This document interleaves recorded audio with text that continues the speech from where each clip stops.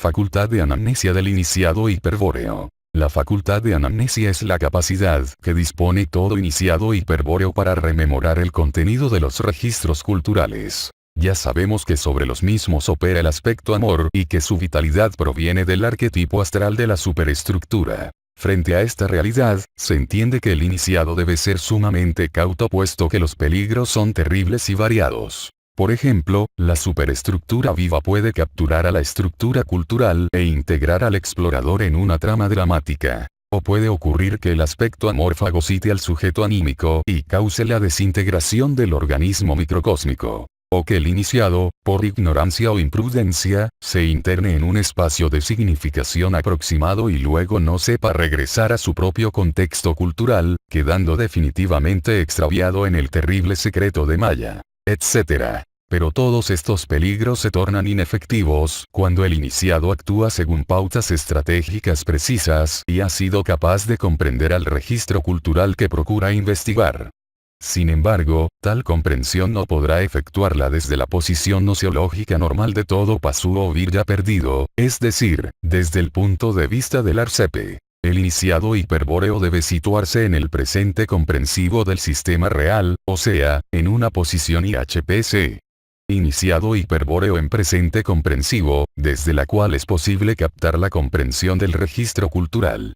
El iniciado hiperbóreo en presente comprensivo está, entonces, como al costado del sistema real, viendo a los objetos culturales, objeto cultural emergente y objeto cultural referente, retenidos en el presente extensivo del arcepe o viéndolos, también, circular llevados por la corriente de conciencia del tiempo trascendente.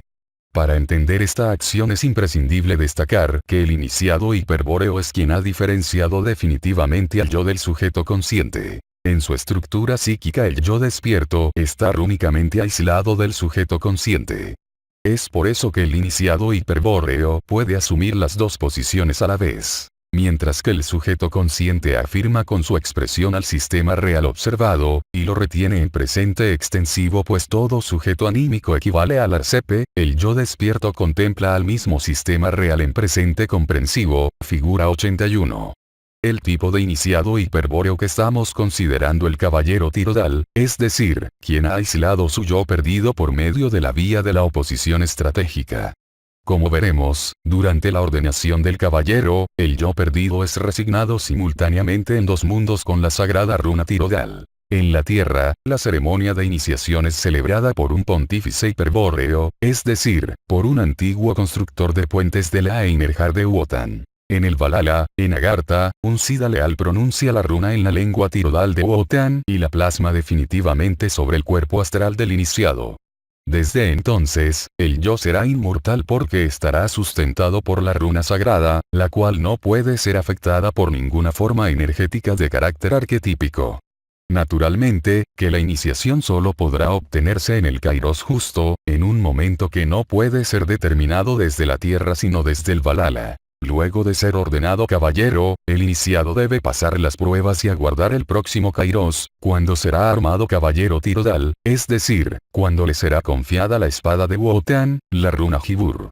Se realiza aquí una nueva ceremonia, durante la cual el pontífice y los sidas leales plasman la runa Jibur en la fenestra infernalis de la runa tirodal, colocando su terrible poder al alcance del yo. Solo entonces, cuando el iniciado hiperbóreo es un caballero tirodal armado con la runa Jibur, el pontífice de la orden autoriza la exploración de los registros culturales.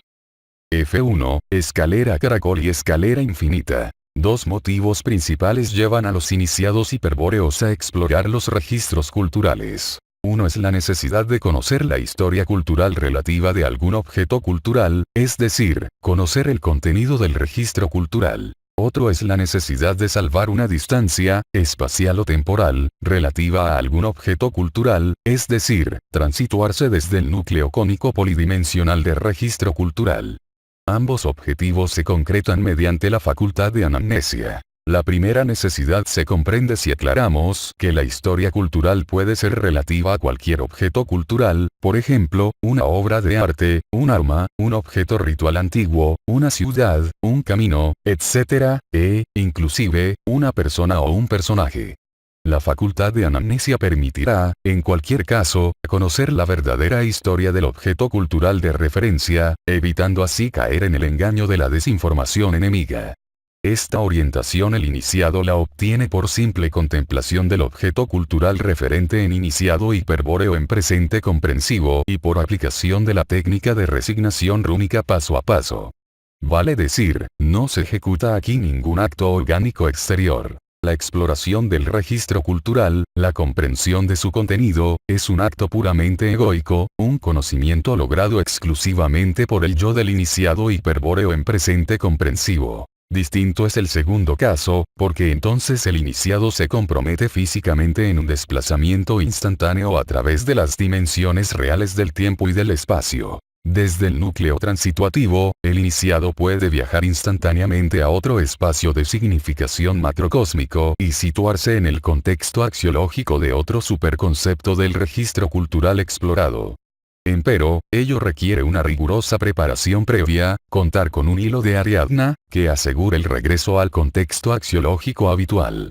Por eso, salvo el caso de una necesidad extrema o el requerimiento del kairos, el iniciado hiperbóreo solo se internará en el núcleo transituativo de la mano del pontífice hiperbóreo, que es quien sabe siempre, en cualquier espacio de significación que se encuentre, construir el puente metafísico hacia el contexto habitual. El pontífice hiperbóreo, en efecto, tiene el yo despierto en el Selbst y conoce el secreto del puente y del vuelo, siendo imposible su extravío. Por el contrario, el pontífice es quien enseña a los caballeros Tirodal el puente hacia la orientación absoluta del espíritu eterno. La sabiduría hiperbórea afirma, alegóricamente, que la facultad de anamnesia de los caballeros Tirodal dota a los mismos de una escalera caracol para arribar externamente al punto Tau.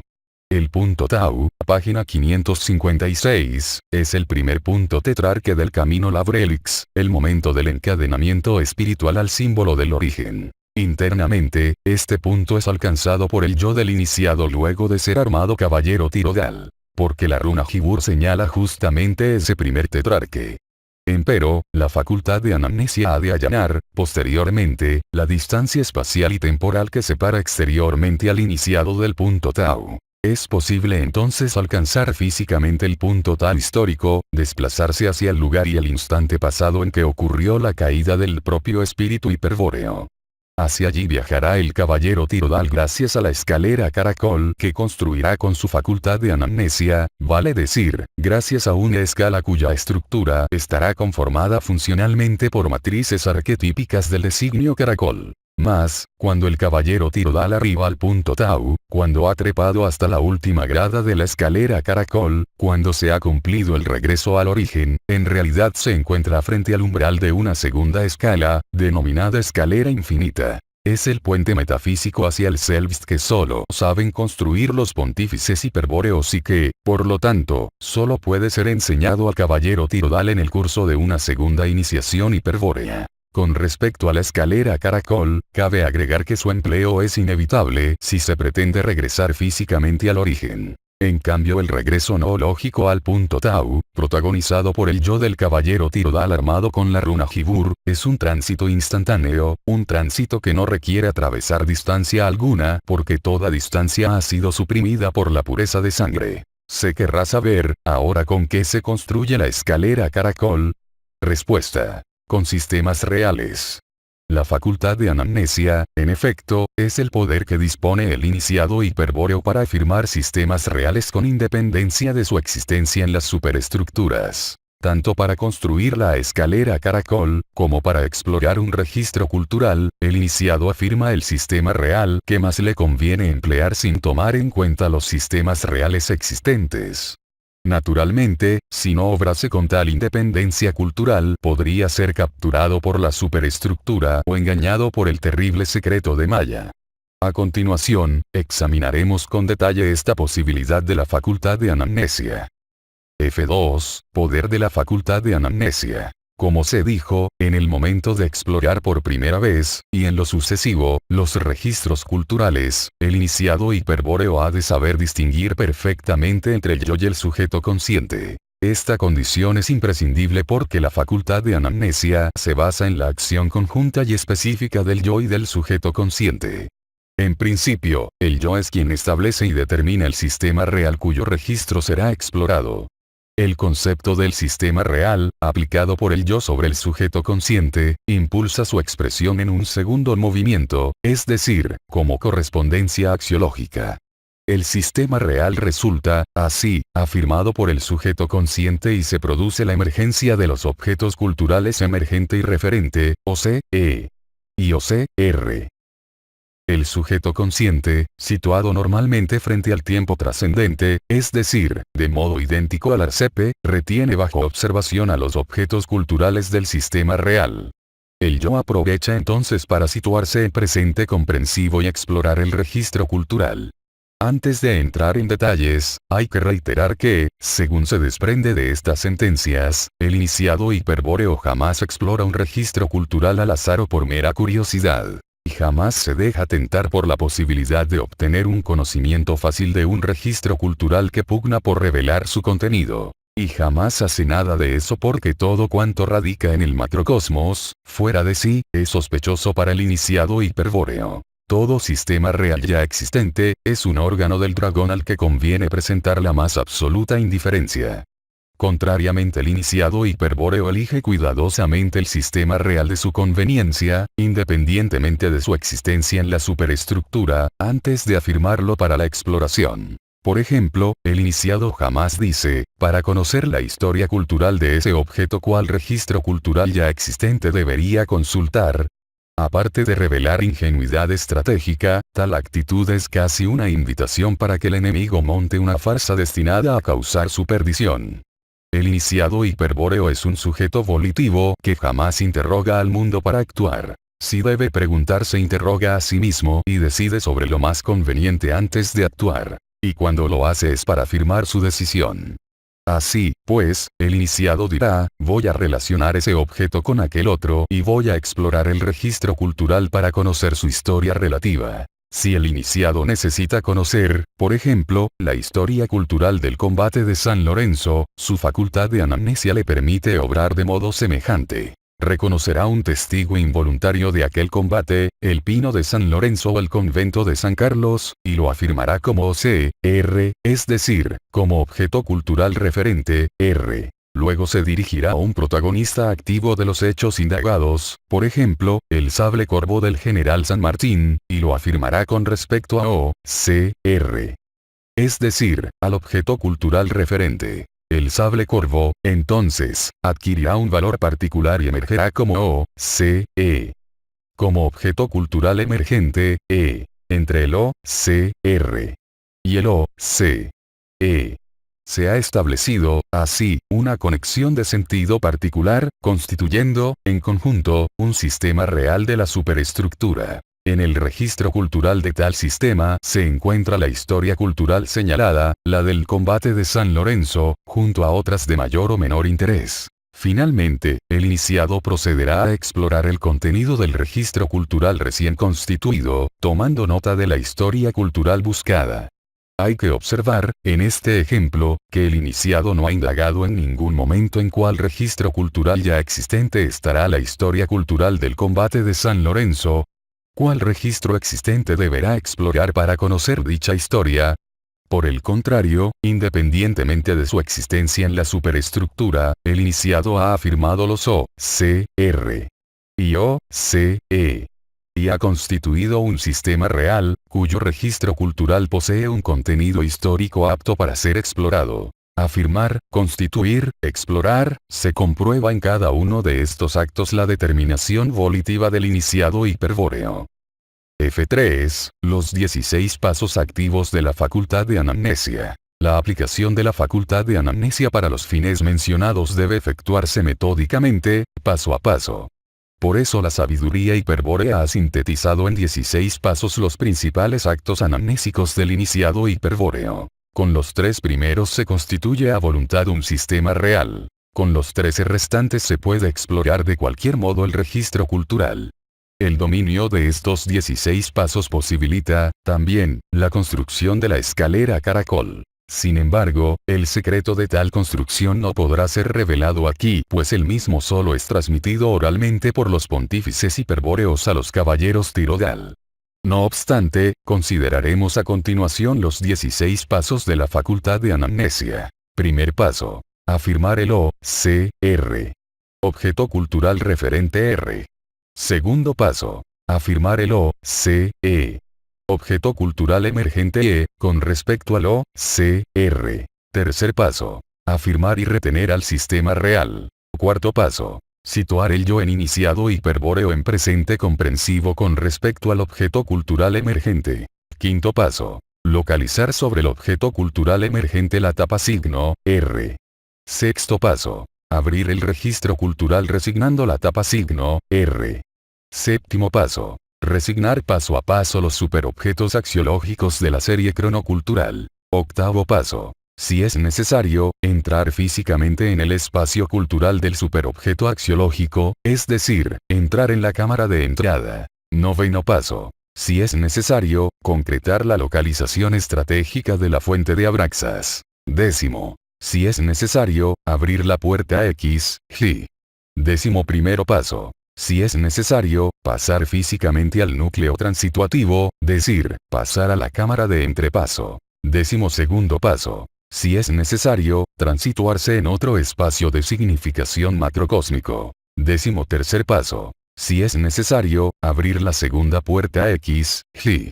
Décimo cuarto. Si es necesario, salir a la cámara de retorno. Décimo quinto. Si es necesario, retornar al propio contexto habitual del objeto cultural emergente a través de la cámara de entrada. Décimo sexto. Si es necesario, salir de la cámara de retorno por la tapa signo, E, es decir, salir al mundo inverso. Lo primero que hay que advertir en estos 16 pasos es que describen acciones, tal como lo revelan los verbos afirmar, retener, situar, localizar, abrir, resignar, entrar, transituar, salir y retornar. Pero no cabría esperar otra cosa puesto que cada paso representa un acto volitivo del iniciado hiperbóreo, una decisión no lógica ejecutada con voluntad graciosa luciférica. En los siguientes subartículos se intentará una aproximación analógica a los 16 pasos de la facultad de anamnesia. F4. Constitución de un sistema real. Un sistema real, figura 76, se constituye por dos objetos culturales ligados entre sí con una conexión de sentido particular. La conexión de sentido determina el valor del objeto cultural emergente, O-C-E, en relación al objeto cultural referente, O-C-R. Es decir, le confiere un valor relativo. Pero la conexión de sentido es un enlace vivo, una conexión trófica, en cuya estructura se plasman permanentemente las disposiciones culturales del objeto cultural, y de su contexto axiológico. Por eso la conexión de sentido es un registro cultural cuyo contenido, además de comprendido por el aspecto amor, puede ser explorado por el iniciado hiperbóreo.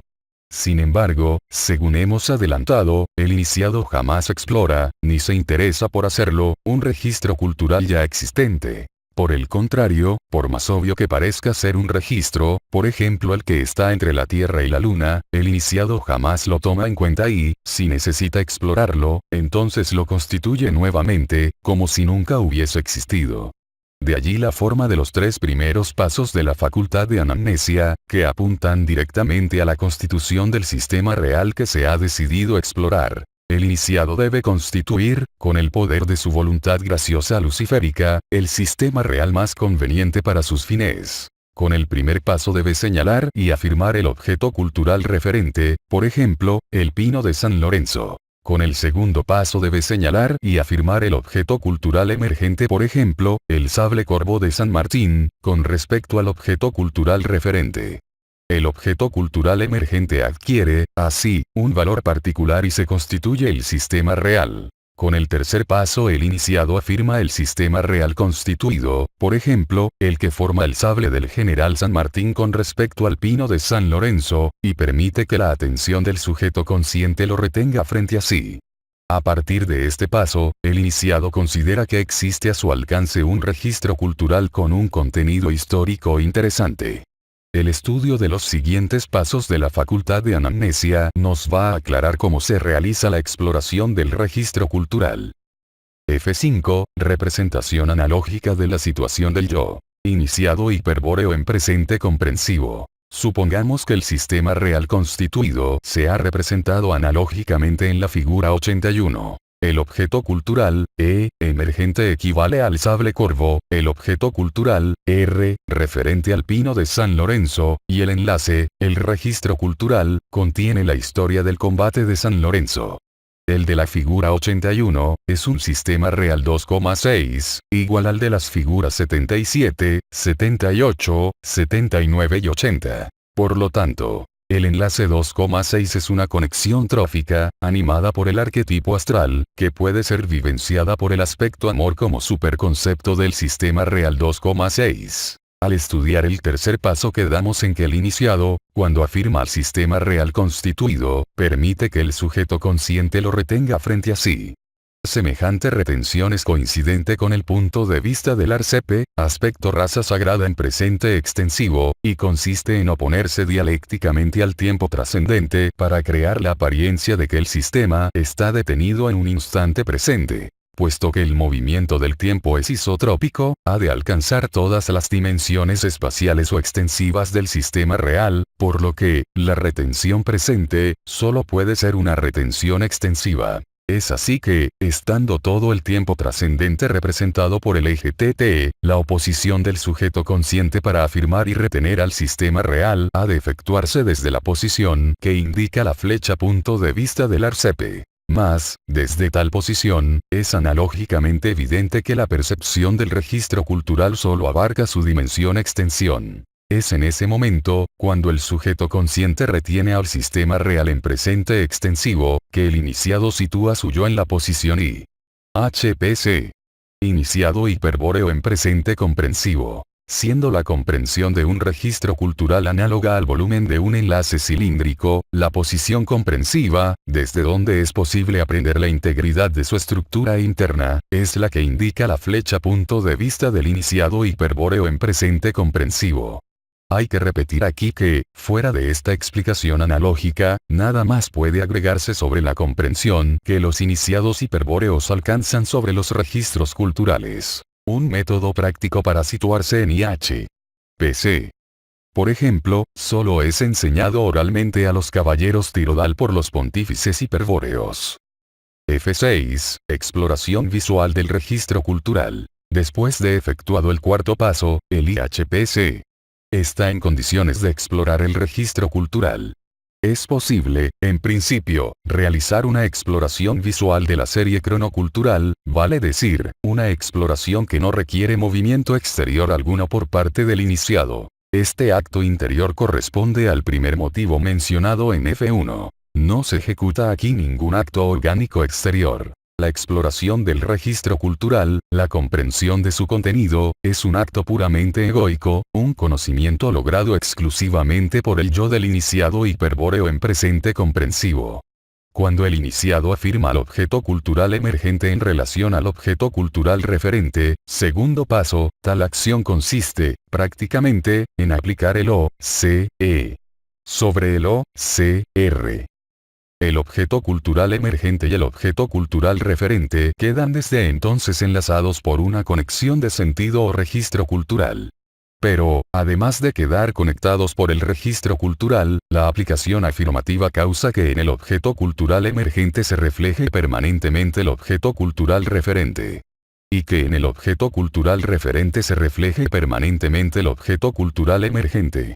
Aquí, particularmente, nos vamos a ocupar del primer caso, de la presencia del objeto cultural referente en el objeto cultural emergente. La presencia de la imagen del objeto cultural referente se da en el sentido de la conexión que enlaza a este con el objeto cultural emergente, ver figura 81, y por eso se manifiesta sobre el plano comprensivo, logos demiúrgico LD, tiempo trascendente TT. Es la tapa signo, R, que aparece frente al iniciado hiperbóreo en presente comprensivo.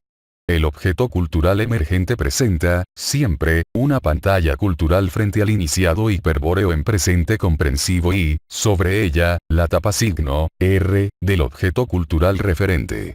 Esta tapa signo es invisible, así como el registro cultural, porque para el Arcepe, Pasú o Vir ya perdido, solo es visible el valor que emerge en el sentido del eje tiempo trascendente TT.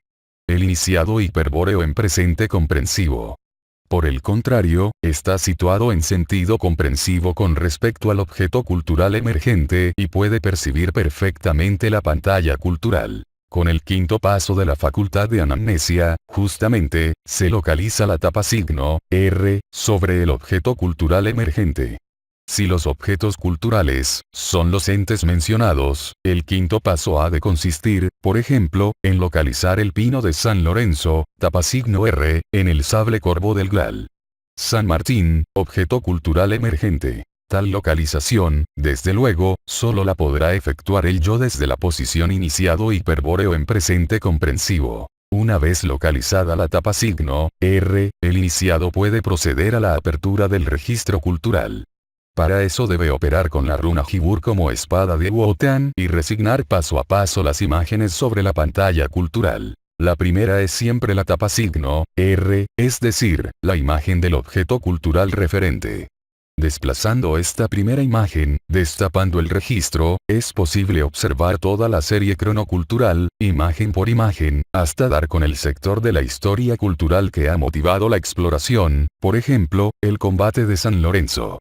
Y aquí es donde queda en evidencia la diferencia esencial que existe entre el contenido del registro cultural y la serie óntico-temporal de registro óntico. Mientras la serie óntico-temporal se compone de un solo tipo de imágenes, las que corresponden al desarrollo evolutivo de un ente, por ejemplo, la serie de caballos ónticos de la figura 63, la serie cronocultural contiene superconceptos axiológicos, es decir, estructuras de distintos tipos de objetos axiológicos. El registro cultural es una conexión de sentido particular de un objeto cultural dado. Su contenido se refiere siempre a la historia cultural del objeto en cuestión. La serie cronocultural se compone siempre de miembros que representan, cada uno de ellos, un momento del objeto cultural emergente relativo al objeto cultural referente.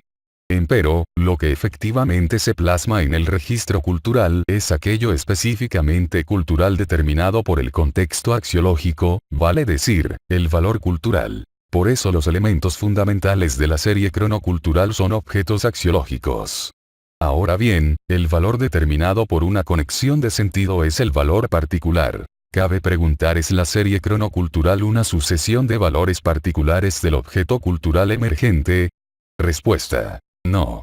Los valores particulares de cualquier objeto cultural son solo objetos axiológicos. La serie cronocultural, en cambio, se compone de superobjetos axiológicos que integran en su estructura a los valores particulares.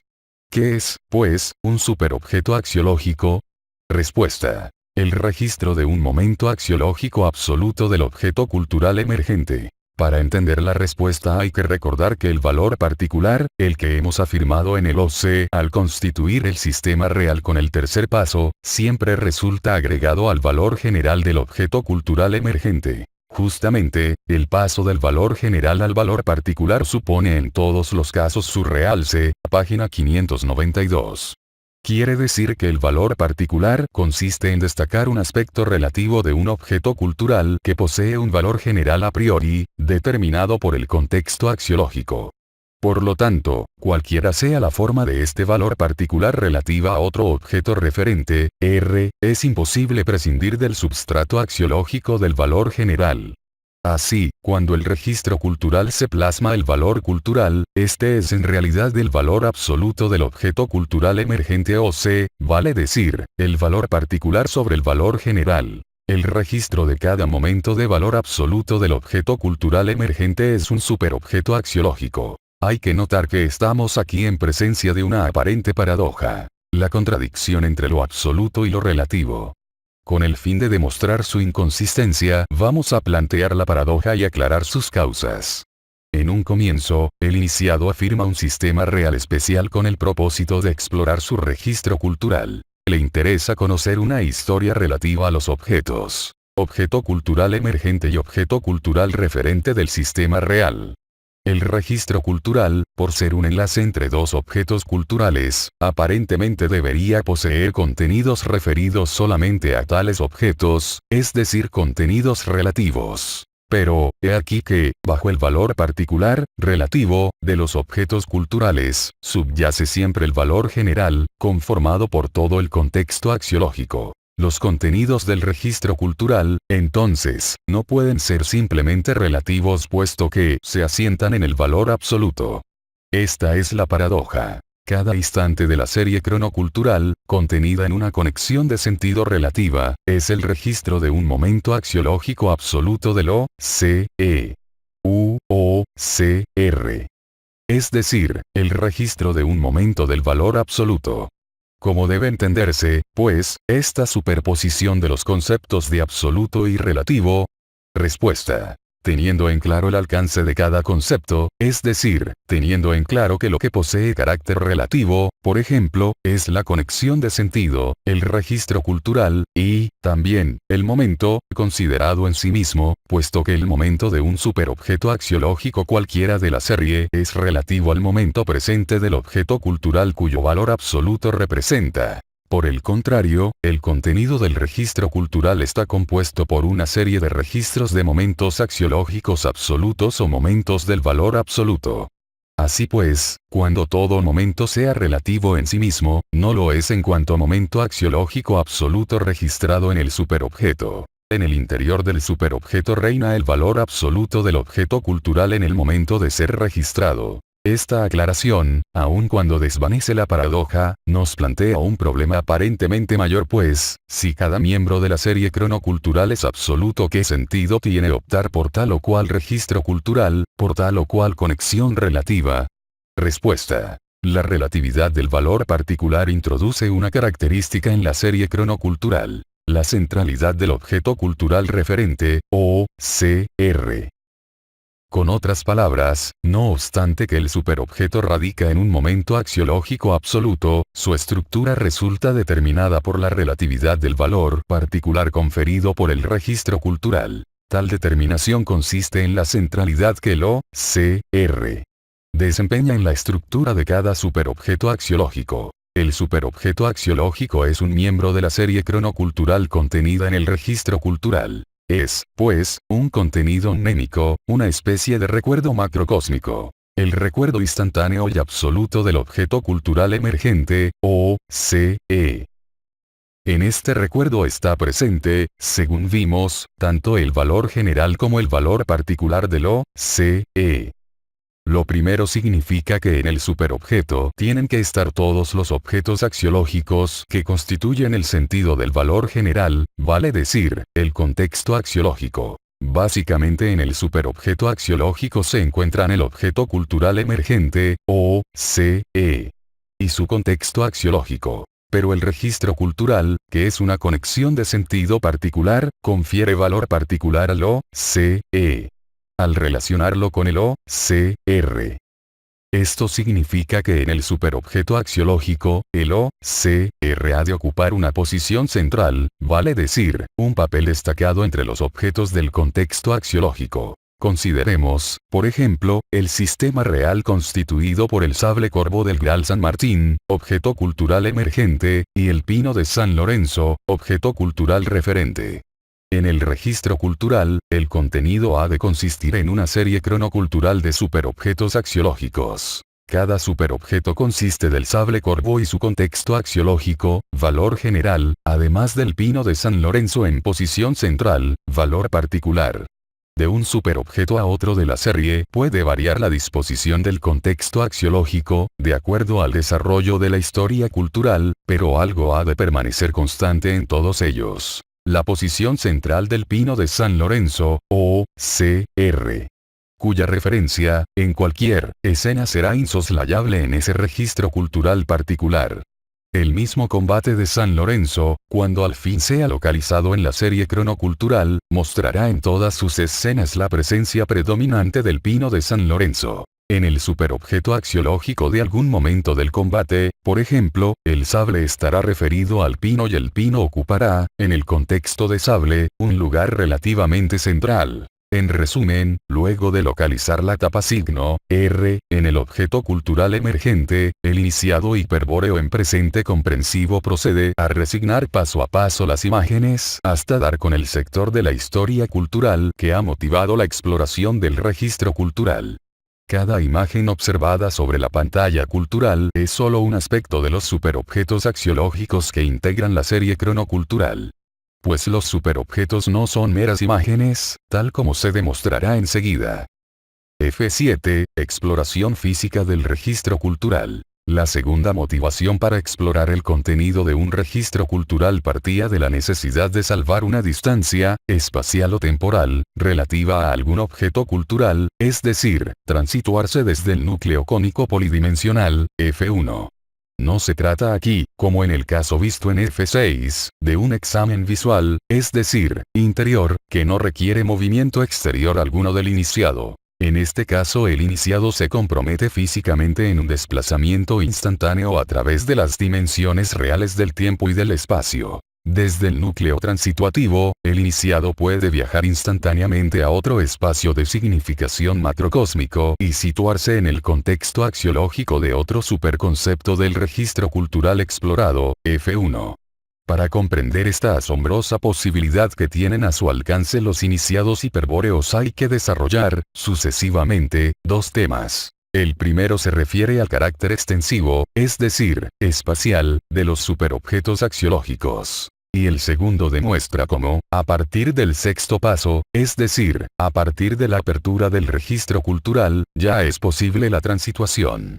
Con otras palabras, el primer tema explica el porqué y el segundo el cómo de la exploración física del registro cultural. Primer tema, por causas que analizaremos enseguida, cada superobjeto axiológico tiene las dimensiones de un espacio cultural y le cabe, pues, la definición del comentario 14, página 567.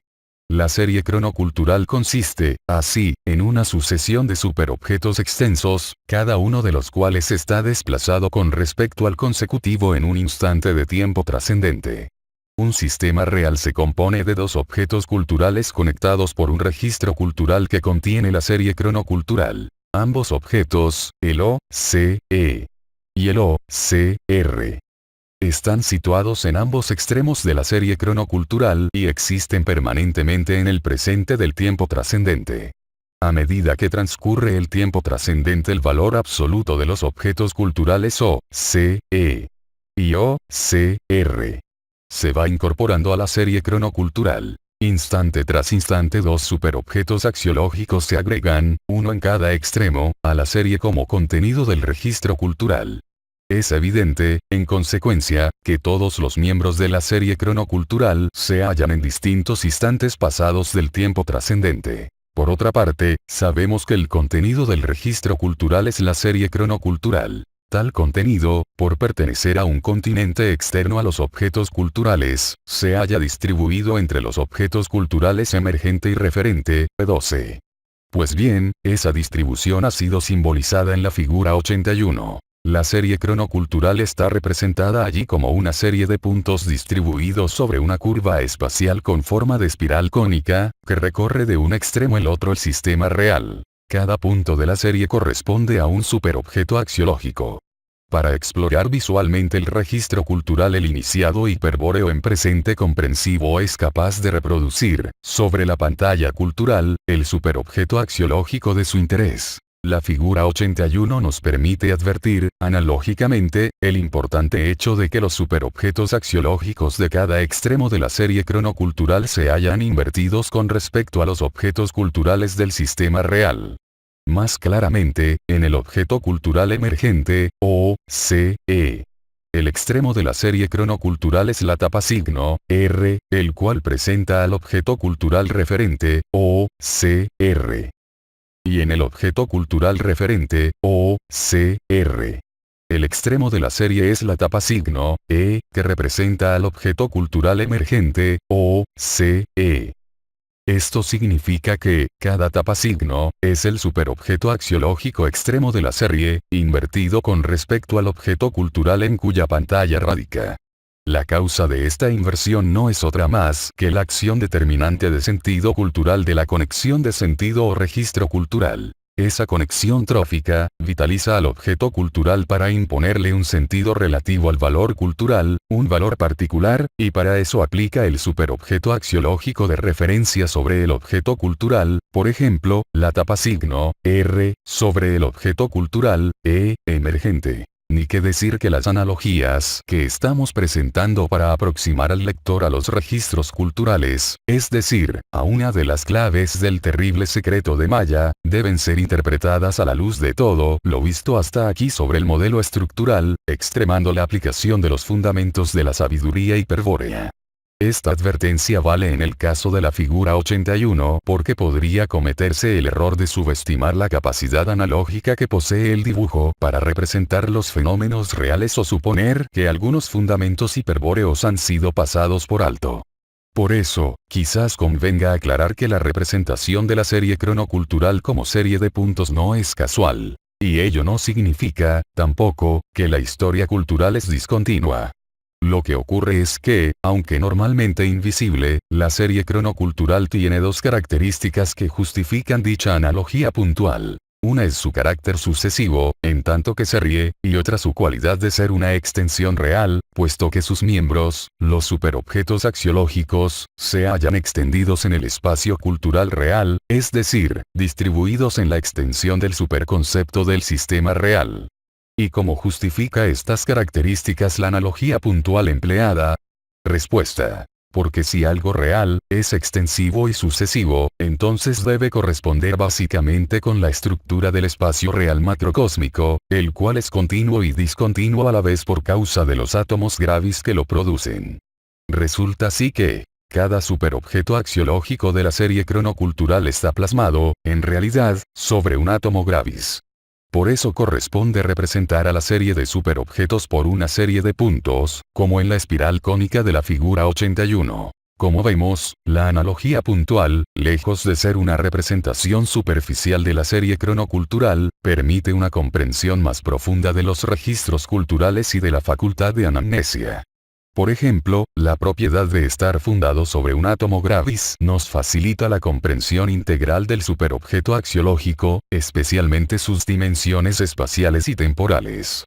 Esto lo comprobaremos analizando la constitución de un superobjeto axiológico cualquiera de la serie cronocultural. Es el arquetipo astral, al conservar con su vitalidad el valor general del objeto cultural, quien recibe, a cada instante que pasa, el valor absoluto. Es también quien lo registra en el registro cultural como momento del valor absoluto, es decir, como superobjeto axiológico.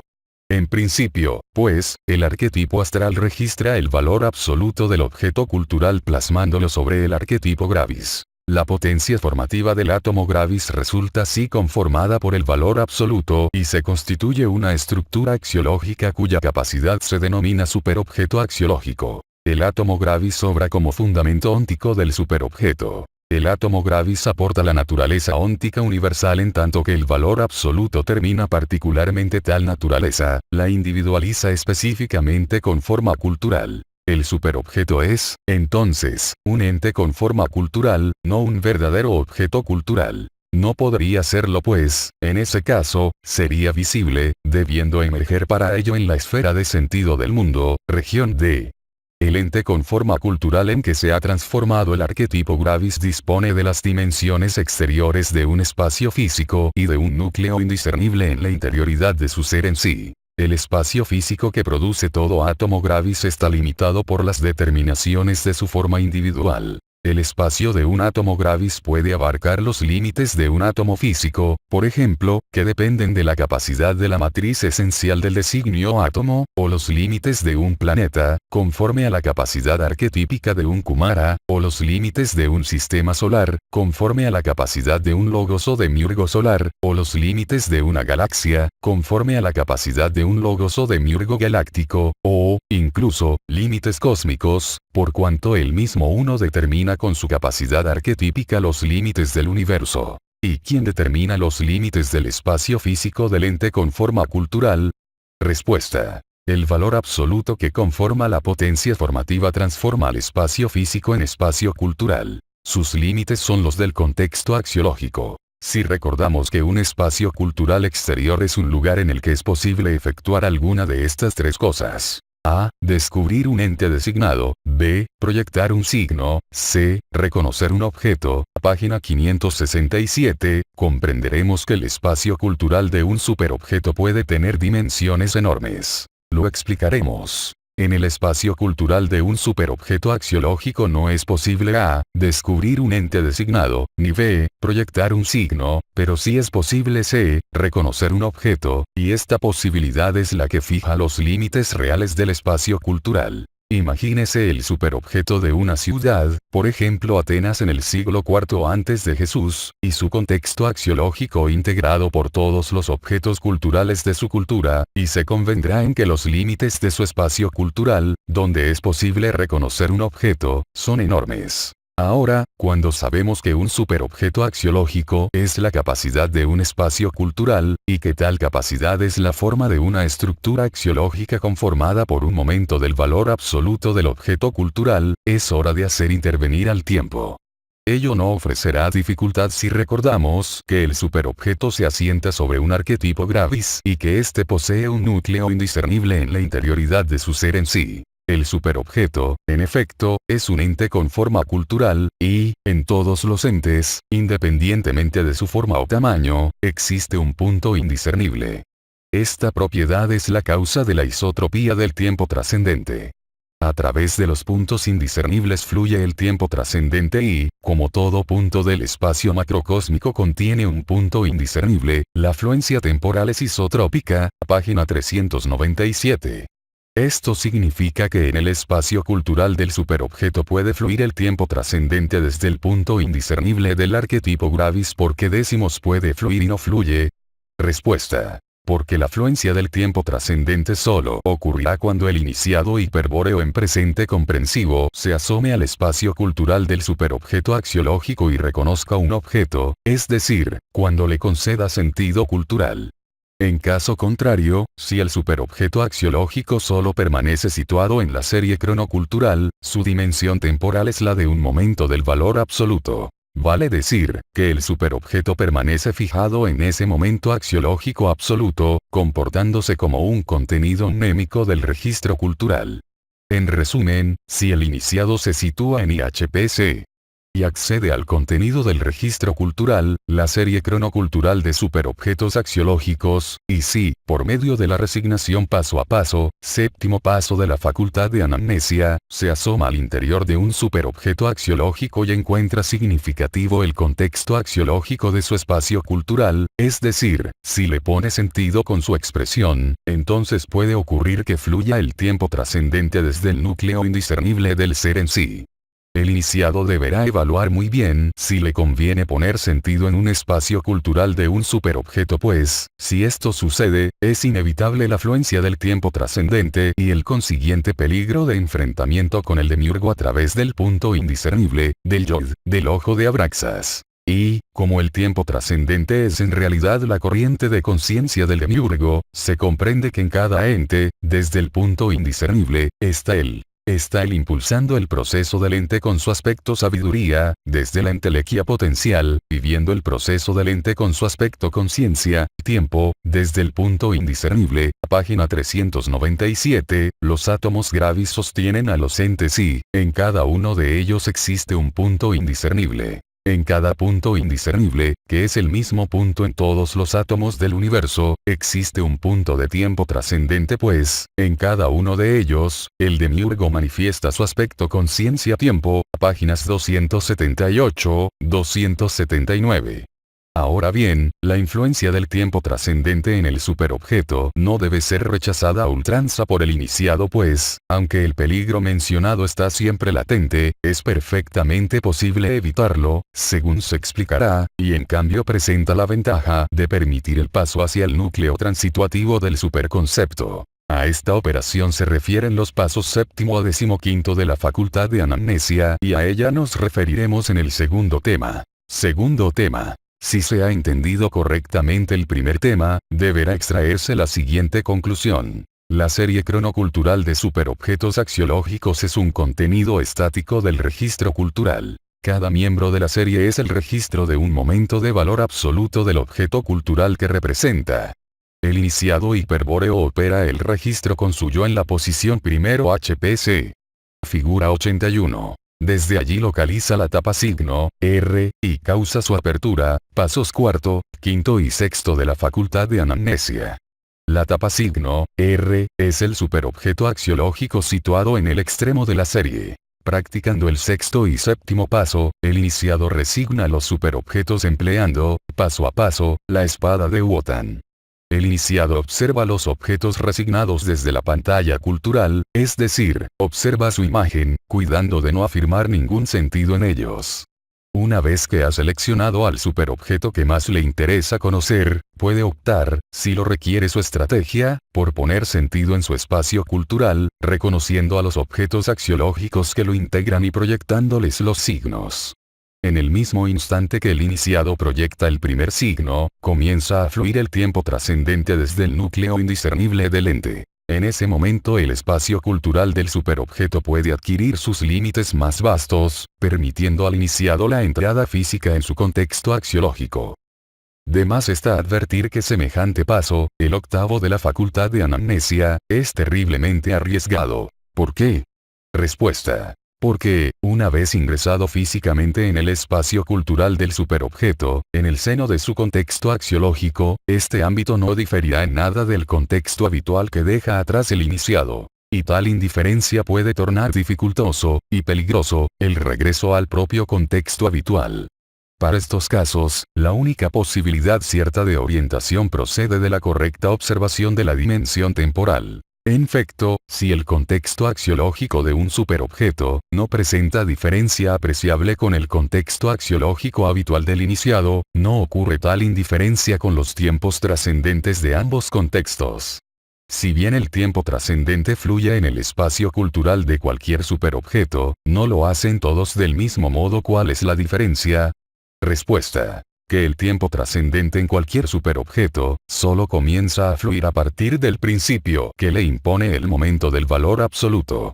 El momento axiológico absoluto, único para cada superobjeto, constituye el principio de la sucesión del tiempo trascendente. Vale decir que, en cada superobjeto, el tiempo trascendente arranca en un momento de valor absoluto diferente. El principio del tiempo trascendente es, pues, la única guía que dispone el iniciado hiperbóreo para orientarse en el espacio cultural del superobjeto explorado. Para que este concepto se concrete en un acto práctico de orientación, es necesario determinar con precisión el mencionado principio del tiempo trascendente.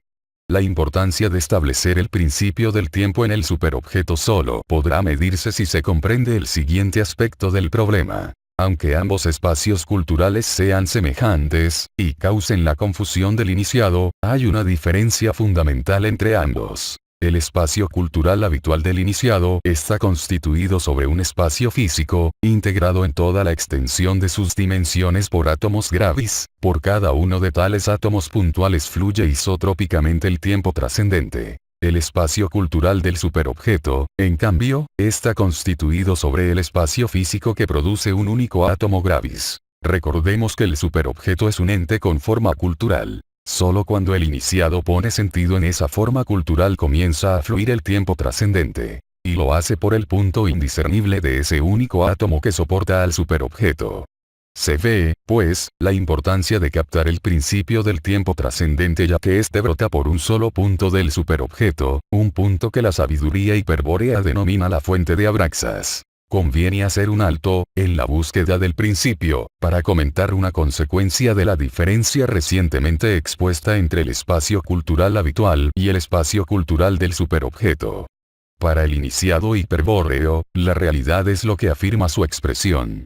Así, real es su contexto axiológico habitual, en el que ha afirmado la totalidad de los objetos culturales. Pero también será real el contexto axiológico presente en el espacio cultural del superobjeto, puesto que lo ha afirmado con su expresión. Y en ambos espacios culturales reales, en el seno de sus respectivos contextos axiológicos, el iniciado podrá situarse alternativamente y adquirir experiencias semejantes, sin que nada permita establecer, finalmente, cuál es un espacio y cuál es otro. Pero, aunque las diferencias no se adviertan, lo cierto es que los objetos culturales del contexto habitual están constituidos sobre entes designados, mientras que los objetos axiológicos del contexto del superobjeto solo conforman a la potencia formativa de un único átomo gravis. Es decir, que el contexto axiológico habitual está fundado sobre la pluralidad de entes de una infraestructura óntica, mientras que el contexto del superobjeto está fundado sobre la forma de un solo ente. ¿Qué conclusión hay que extraer de estos hechos? Respuesta. Que, aunque reales ambos, un objeto cultural del contexto habitual se haya fundado sobre un ente y, por lo tanto, es físico, en tanto que un objeto axiológico, del contexto del superobjeto, se haya plasmado en el arquetipo gravis como la forma de este y no como ente en sí, y, por lo tanto, es metafísico. El objeto axiológico, en efecto, es una forma pura, un símbolo real, que carece de esencia óntica. Su plasmación solo complementa accidentalmente la esencia óntica del átomo gravis. Se comprende ahora que, aunque el iniciado se detenga perplejo, sin poder determinar cuál es su contexto habitual, lo concreto es que solo el suyo es físico. Todo otro contexto axiológico de los superobjetos es metafísico, compuesto de puros símbolos. Y esta no es la parte más engañosa del terrible secreto de Maya. El iniciado hiperbóreo que ha entrado al espacio cultural de un superobjeto, y se ha extraviado en un contexto axiológico de puros símbolos, un contexto con toda la apariencia de su efectiva realidad, solo podrá orientarse si es capaz de hallar la fuente de Abraxas, el principio del tiempo trascendente. Desde luego, lo correcto es no entrar al espacio cultural de un superobjeto si no se ha determinado de antemano la ubicación de la fuente de Abraxas. Su ubicación es la condición necesaria y suficiente para obtener orientación y seguridad. La orientación se obtiene de tomar a la fuente de Abraxas como referencia estratégica para todo desplazamiento por el espacio cultural del superobjeto. Y la seguridad consiste en saber en todo momento dónde está el ojo de Abraxas, es decir, en qué lugar se ha de producir el inevitable enfrentamiento con un aspecto del demiurgo. Finalmente, ¿cómo se determina el principio del tiempo trascendente del superobjeto axiológico? ¿Cómo se encuentra la ubicación de la fuente de Abraxas? Respuesta. La fuente de Abraxas se halla en el centro del espacio cultural del superobjeto. Esta respuesta nos plantea, pues, otro interrogante: ¿cómo determinar el centro en un superobjeto axiológico de la serie cronocultural? Respuesta. El centro se determina con el concurso de un dato ya conocido. Recordemos una respuesta anterior. La relatividad del valor particular introduce una característica en la serie cronocultural: la centralidad del objeto cultural referente, o CR. Con otras palabras, no obstante que el superobjeto radica en un momento axiológico absoluto, su estructura resulta determinada por la relatividad del valor particular conferido por el registro cultural. Tal determinación consiste en la centralidad que el OCR desempeña en la estructura de cada superobjeto axiológico, F6. Conocemos ahora el modo de ubicar el centro en el espacio cultural de un superobjeto. Hay que ubicar con exactitud al objeto cultural referente del registro cultural. En el contexto axiológico del superobjeto, el OCR ocupa una posición central. Y, una vez localizado el OCR, sabemos que, junto a él, está la fuente de Abraxas. Regresemos al iniciado hiperbóreo en presente comprensivo y observemos cómo se aplica esta posibilidad de ubicar a priori la fuente de Abraxas, durante la exploración del registro cultural. Siendo que los superobjetos axiológicos más alejados de los extremos de la serie cronocultural corresponden a momentos pasados del valor absoluto, el explorarlos, y ponerles sentido, equivale a recrear espacios culturales con contextos axiológicos antiguos, en los que el tiempo trascendente ha comenzado a fluir a partir de la entrada del iniciado y su expresión postora de sentido. Este caso, en el cual es fácil extraviarse de no contar con una referencia segura, es análogo al ejemplo ya visto sobre el sistema real formado por el sable corvo del general San Martín, objeto cultural emergente, y el pino de San Lorenzo, objeto cultural referente. En el registro cultural de tal sistema, el iniciado revisaba la serie cronocultural para ubicar un superobjeto axiológico correspondiente al combate de San Lorenzo. Supongamos, ahora, que el iniciado ha seleccionado y resignado un superobjeto y que se dispone a ingresar a su espacio cultural. En la pantalla cultural del sable corvo, objeto cultural emergente, ha contemplado la imagen del superobjeto elegido. Se ve allí al Pino de San Lorenzo en una posición central del contexto axiológico. En su torno, el convento de San Carlos, el general San Martín y su regimiento de granaderos a caballo, el río Paraná y la fragata con los soldados españoles, etc. Son los momentos previos al combate. El iniciado decide afirmar la escena y contemplar el combate de cerca, para lo cual planea ingresar en el espacio cultural del superobjeto e instalarse en un sitio adecuado. Antes de poner el sentido se plantea el siguiente interrogante: ¿cuál es el objeto cultural referente? R. Respuesta. El Pino de San Lorenzo. ¿Dónde está ubicado el objeto cultural referente? Respuesta. En el centro del contexto axiológico. ¿Dónde puede estar la fuente de Abraxas? Respuesta. En el centro, junto al Pino de San Lorenzo u objeto cultural referente. Sabiendo, luego, que ha ubicado el principio del tiempo trascendente, el iniciado se decide a poner sentido en el espacio cultural, concentrándose para no perder de vista al objeto cultural referente, es decir, al Pino San Lorenzo. En el siguiente paso, el iniciado proyecta los signos sobre los objetos axiológicos y les pone sentido, notando cómo, en el acto, la escena cobra vida y movimiento. Es el efecto del tiempo trascendente que ha comenzado a fluir desde la fuente de Abraxas. Antes de ese comienzo, en el superobjeto reinaba el momento, registrado, del valor absoluto. El iniciado entra en la escena y comprueba que se halla en un espacio cultural de gran realismo, en nada diferente de su contexto habitual. Por eso no pierde de vista en ningún momento al Pino de San Lorenzo, pues, junto a él, se encuentra la fuente de Abraxas, el punto de referencia exacto que le permitirá avanzar más allá del espacio cultural del superconcepto. Naturalmente, para comprender qué significa avanzar más allá del espacio cultural del superconcepto, y, especialmente, qué hay más allá, es necesario profundizar analógicamente en el sistema real. Comencemos por examinar nuevamente la figura 81. Sobre una trayectoria en forma de espiral cónica se han representado allí, por medio de puntos, los superobjetos de la serie cronocultural. Esta disposición analógica nos permite extraer una importante conclusión. Cada punto sobre la espiral cónica equivale a un superobjeto axiológico y todos los superobjetos están situados en serie, es decir, uno a continuación de otro, a lo largo de la dimensión extensión del superconcepto por lo menos. Esto es lo que se aprecia desde el punto de vista RCP. Sin embargo, la situación de los superobjetos es muy distinta desde el punto de vista del iniciado hiperbóreo en presente comprensivo. Para comprobarlo solo hay que imaginar cómo se verían los puntos de la espiral cónica desde la posición que indica la flecha IHPC. En la figura 81. Es evidente que, de ese modo, solo se podrá observar un punto, es decir, el punto extremo de la serie. La tapa signo, R, justamente, representa el superobjeto extremo de la serie, visto sobre la pantalla cultural del objeto cultural emergente.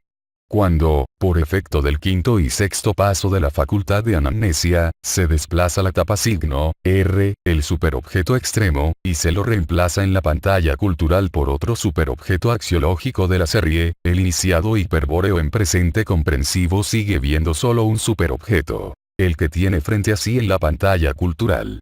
Luego de este superobjeto visible vendrían los siguientes superobjetos en serie. Esto, que parece lógico para todo RCP, es incomprobable para todo iniciado hiperbóreo en presente comprensivo. Y la dificultad hay que buscarla en el tiempo trascendente. Sabemos, en efecto, que basta la expresión del iniciado hiperbóreo en presente comprensivo sobre un superobjeto axiológico para causar el principio del tiempo trascendente en su espacio cultural. Pues bien, supongamos que, en la figura 81, el IHPC causará en cada punto de la espiral cónica el principio del tiempo trascendente. Ello equivaldrá a que, por cada punto, pasará a un eje, TT, del tiempo trascendente. Es indudable, entonces, que tales ejes, TT, sean vistos como líneas paralelas desde el punto de vista del iniciado hiperbóreo en presente comprensivo. He aquí otra importante conclusión. Los superobjetos axiológicos contenidos en el registro cultural, que aparentan estar distribuidos en serie sobre la dimensión extensión para el punto de vista del RCP, están distribuidas sobre dimensiones paralelas del tiempo trascendente para el punto de vista del I, H, P, C. En síntesis, los superobjetos axiológicos están distribuidos extensivamente en serie y temporalmente en paralelo. Esta conclusión nos permitirá resolver el problema de la continuidad de la historia cultural. Desde el punto de vista del RCP, la historia cultural, en tanto se compone de una serie de superobjetos axiológicos, es extensivamente discontinua. Desde el punto de vista del iniciado hiperbóreo en presente comprensivo, la historia cultural, en tanto se desarrolla en cada superobjeto explorado por causa del principio del tiempo trascendente, es cronológicamente continua. Es claro, a esta altura de la explicación, que, para conocer la historia cultural de un registro cultural, no es necesario avanzar en sentido extensivo. El iniciado hiperbóreo en presente comprensivo no conoce la historia cultural avanzando sobre los distintos superobjetos de la serie sino situándose en uno de ellos y permitiendo que fluya el tiempo trascendente. En cada superobjeto temporalizado puede desarrollarse una historia cultural paralela. Lo único que variará en ella será el instante del principio del tiempo trascendente, ya que en cada superobjeto el tiempo ha de comenzar a partir del registro de un momento de valor absoluto. Es claro, así, que el iniciado hiperbóreo en presente comprensivo no avanzará sobre la extensión del superconcepto para conocer la historia cultural sino que permanecerá en el superobjeto axiológico seleccionado, observando cómo la historia se desarrolla continuamente en su propia dimensión temporal. El conocimiento, visual o físico, de la historia cultural que permite la facultad de anamnesia se comprenderá mejor si explicamos en qué región del sistema real se obtiene. Nos valdremos, otra vez, del sistema real analógico representado en la figura 81. Distinguimos en él tres regiones claramente cónicas. La primera, que va desde la etapa signo, R, hasta el punto vértice X, G, es un espacio cónico denominado cámara de entrada y salida. La segunda región, que posee dos vértices X, Y, extremos y se ensancha por el medio, es un espacio en forma de dos conos unidos por la base y se denomina cámara del entrepaso. La cámara del entrepaso contiene al núcleo transituativo del superconcepto.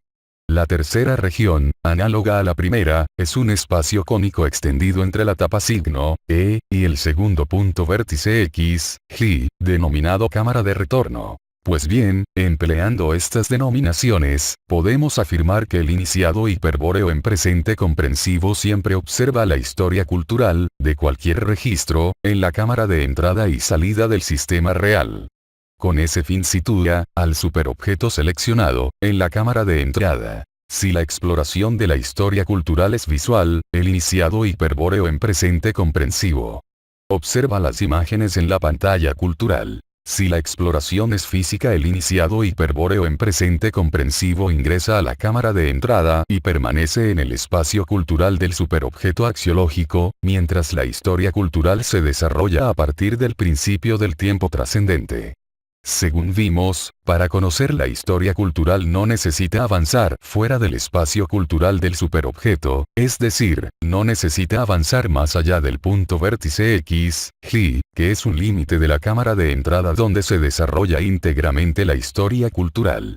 Empero, anteriormente comprobamos que el iniciado hiperbóreo en presente comprensivo, cuando se interna físicamente en el espacio cultural de un superobjeto, mantiene localizado en todo momento al objeto cultural referente, es decir, al centro, a la fuente de Abraxas, pues depende de su referencia para avanzar más allá del espacio cultural. Quiere decir que, si bien el iniciado hiperbóreo en presente comprensivo no necesita avanzar más allá del espacio cultural del superobjeto para los fines de explorar y conocer la historia cultural, puede efectuar ese tránsito para otros fines diferentes. ¿Qué fines? Respuesta. Recordemos lo dicho en F1. Dos motivos principales llevan a los iniciados hiperbóreos a explorar los registros culturales. Uno es la necesidad de conocer la historia cultural relativa de algún objeto cultural, es decir, conocer el contenido del registro cultural. Otro es la necesidad de salvar una distancia, espacial o temporal, relativa a algún objeto cultural, es decir, transituarse desde el núcleo cónico polidimensional del registro cultural. Ambos objetivos se concretan mediante la facultad de anamnesia. El segundo motivo es, evidentemente, el que impulsa al iniciado a avanzar más allá del espacio cultural de un superobjeto. Si el iniciado decide avanzar más allá del espacio cultural de un superobjeto axiológico, deberá abandonar la cámara de entrada y trasladarse a la siguiente región del superconcepto, es decir, al núcleo transituativo. Este paso solo puede efectuarse a través del punto vértice X, G. Los puntos vértices X, G, que conectan entre sí las tres regiones cónicas del superconcepto, se denominan puertas G. El décimo paso de la facultad de anamnesia indica que si es necesario, el iniciado debe abrir la puerta X, G, y el décimo primero que, a continuación, puede pasar al núcleo transituativo. Sobre estos pasos, y los 5 siguientes, apenas podremos brindar aquí una vaga aproximación a su significado concreto, por cuanto se trata de un tema que, para su comprensión, requiere inevitablemente la previa iniciación hiperbórea.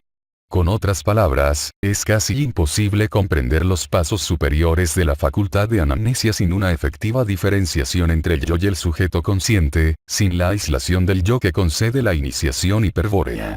Únicamente el iniciado hiperbóreo posee el poder de situarse ante un objeto cultural en la posición iniciado hiperbóreo en presente comprensivo y solo él puede comprender los pasos superiores de la facultad de anamnesia, es decir, qué significa realmente abrir, pasar, transituarse, etc. Hecha esta salvedad, aprovecharemos una vez más las posibilidades analógicas de la figura 81.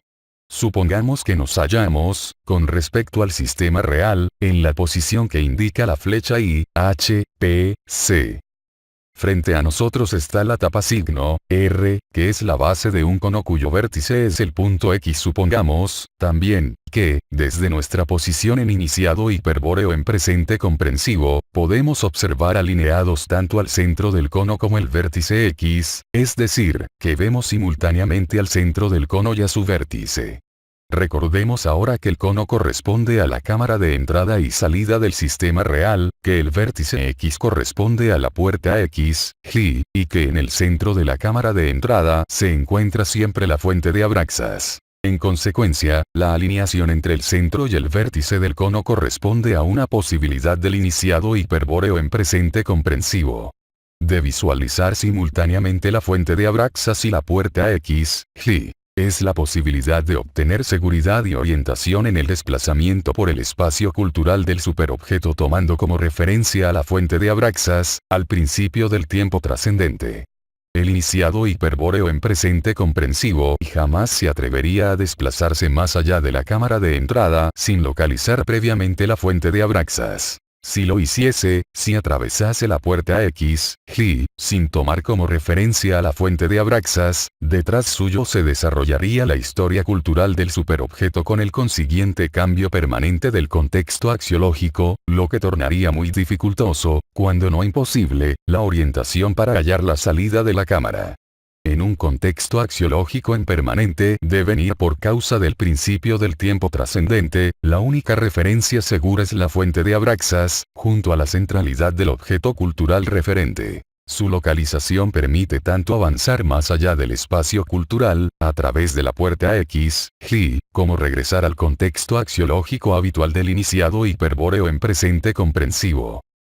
Sin esta referencia, el regreso puede verse comprometido porque la historia cultural que se desarrolla en la cámara de entrada sigue una dirección paralela a la historia cultural de la superestructura, en la que debe situarse el iniciado hiperbóreo en presente comprensivo al salir del sistema real. Para el iniciado hiperbóreo el espacio cultural del superobjeto axiológico constituye un espacio estratégico. Su desplazamiento por el mismo siempre forma parte de un acto guerrero.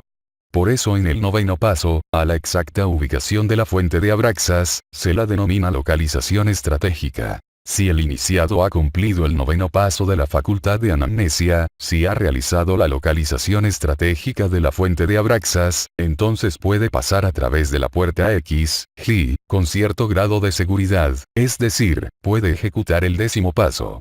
¿Cómo se abre la puerta X, G? Respuesta. La puerta X, G, se abre por el mismo acto de ser reconocida. Con solo situarse frente a ella, y expresar el reconocimiento, queda allanado el paso hacia el núcleo transituativo. En otros términos, la respuesta nos dice que la puerta X, G, se abre al ser afirmada. Desde luego, ello solo puede ocurrir si el iniciado es capaz de ponerle sentido proyectando un signo que ha sido revelado previamente, al iniciado hiperbóreo o caballero tirodal, por el pontífice hiperbóreo. Es evidente que la puerta X, G, y el signo que le pone sentido, son una y la misma cosa. A tal signo la sabiduría hiperbórea lo denomina clave de Xan, o Han. Al afirmar la puerta X, G, al proyectar la clave de Xan el iniciado queda en condiciones de pasar a través de ella e ingresar al núcleo transituativo. Si lo hace, ¿qué encontrará en ese espacio interior del superconcepto? Respuesta. El sector más alucinante del terrible secreto de Maya. La región del superconcepto explorado donde están plasmados los objetos axiológicos comunes a otros superconceptos macrocósmicos. Existen allí objetos axiológicos con determinados aspectos arquetípicos que solo tienen sentido en otros espacios de significación macrocósmicos. Tales facetas insólitas de valor cultural son sostenidas por los contextos axiológicos de dichos espacios de significación, es decir, tienen significado en los contextos superestructurales de los respectivos superlenguajes. Los objetos axiológicos, de la serie cronocultural, allí presentes, participan de otros espacios de significación macrocósmicos, vale decir, son polidimensionales. Este es el hecho, que no puede ser explicado cabalmente y que solo puede ser comprendido por los iniciados hiperbóreos. De cualquier manera, sugerimos la idea de que, un cambio en la perspectiva con que se observa el objeto axiológico, implica la efectiva transituación del observador, es decir, el transporte a un contexto en el cual la faceta observada tiene significado. Naturalmente, nos referimos a una perspectiva cultural, pero es sorprendente los millones de aspectos culturales que presenta un objeto axiológico del núcleo transituativo en otros tantos espacios de significación. Ahora bien, ocurre que el más leve cambio de perspectiva causa la inmediata transituación física del iniciado a otro espacio de significación. Es indudable la importancia de controlar este efecto, más de que depende el cambio de perspectiva. Respuesta. Un cambio de perspectiva cultural es un cambio en el modo de afirmación del objeto axiológico, una modificación en la expresión del reconocimiento, es decir, un acto volitivo. Se comprende, pues, que el control de la transituación depende de la voluntad del iniciado hiperbóreo. Solo quien posea una voluntad de acero podrá mantenerse situado en un espacio de significación determinado y evitar la transituación. Inversamente, una mente débil enloquecerá sin remedio frente al espectáculo de los objetos axiológicos transituables del núcleo transituativo. En síntesis, el control de la transituación es un acto volitivo puro. Es claro que solo la firme voluntad del iniciado evitará que el 11º paso concluya en una suerte de suicidio metafísico. Sin embargo, el iniciado hiperbóreo no suele correr este peligro porque, antes de recibir las claves para explorar los registros culturales, debe desarrollar su esfera R1, de voluntad egoica mediante la práctica de la actitud graciosa luciférica. Supongamos, entonces, que el iniciado posee voluntad suficiente como para afirmar y estabilizar los objetos axiológicos del núcleo transituativo en el contexto axiológico de otro espacio de significación. En ese caso podrá desplazarse por cualquiera de las dimensiones de dicho espacio, tanto espaciales como temporales. Pero tal posibilidad, lo repetimos, no podrá ser comprendida sino por los iniciados hiperbóreos. Solo cabe reflexionar sobre una correspondencia ya destacada. El desplazamiento del iniciado hiperbóreo en presente comprensivo a otro espacio de significación por transituación es análogo al desplazamiento del sujeto cultural a otro plano de significación por connotación. El 12º paso de la facultad de anamnesia permite la transituación voluntaria que acabamos de estudiar y de la cual no conviene agregar nada más.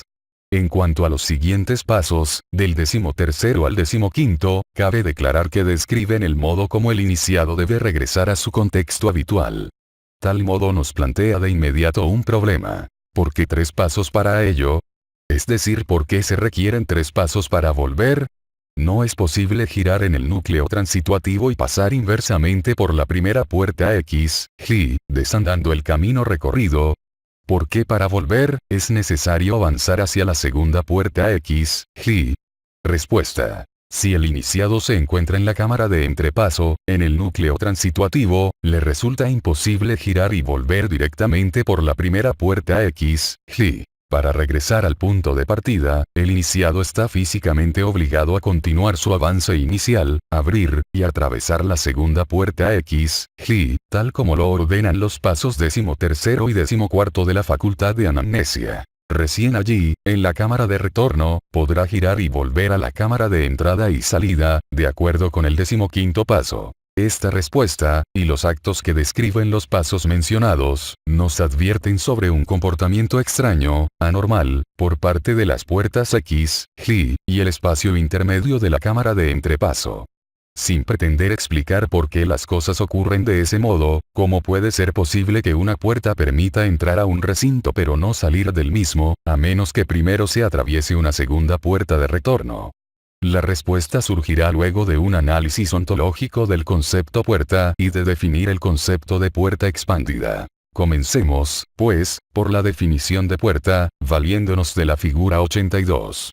Las áreas A y B representan dos recintos, separados completamente entre sí por una pared central en la que se ha practicado el vano, X. Solo a través de esta abertura es posible pasar de un recinto al otro y viceversa. En síntesis, una puerta es el vano, abertura, hueco, corte, etc., existente en la pared que separa a dos recintos y por donde estos se conectan para posibilitar el paso. Es posible, en consecuencia, definir funcionalmente a toda puerta, puesto que su existencia tiene el fin de conectar dos recintos y permitir el paso de uno a otro. Vale decir, toda puerta cumple la función de permitir pasar. Con términos precisos, diremos que, en general, toda puerta se caracteriza por su función paso. La función paso, así definida, es general para toda puerta y no recibe, por lo tanto, determinaciones particulares. Esto quiere decir que, sin restricciones, la función paso regula el cruce de la puerta en ambos sentidos. Por eso, en general, la función paso es biunívoca. La puerta X permite el paso, biunívocamente, desde el recinto A al B, y desde el B a la A. Ahora bien, en particular, la función paso podría recibir la determinación de permitir el paso en un solo sentido, por ejemplo, solo de A a B o solo de B a A. Es lo que ocurre, por ejemplo, en la válvula de una garrafa de aire comprimido, considerada alegóricamente como puerta. Permite la entrada de más aire, desde el exterior al interior B, pero impide la salida del aire desde el interior B al exterior A. Una válvula tal, de una vía, presenta un camino unívoco para el aire, lo que conduce a interpretar su comportamiento mediante una función unívoca. En cierto sentido, la puerta de una prisión cumple una función unívoca para los prisioneros que se ven obligados a pasar por ella. El prisionero, cuya sentencia está pendiente, verá que la puerta de la prisión solo se abre para entrar pero no para salir. Si el prisionero intenta regresar por el mismo camino, sin cumplir la sentencia, un centinela se lo impedirá. Ejemplos aparte, la función paso de una puerta dada puede ser biunívoca, paso en ambas direcciones, o unívoca, paso en una dirección única.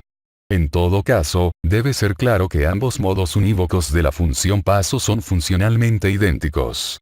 Con otras palabras, el paso unívoco de A hacia B es funcionalmente idéntico al paso unívoco de B hacia A. En todos los casos, la función paso se manifiesta como ley de causa y efecto, es decir, como una ley cuyo desarrollo consta de dos fases, uno causal y otra efectiva.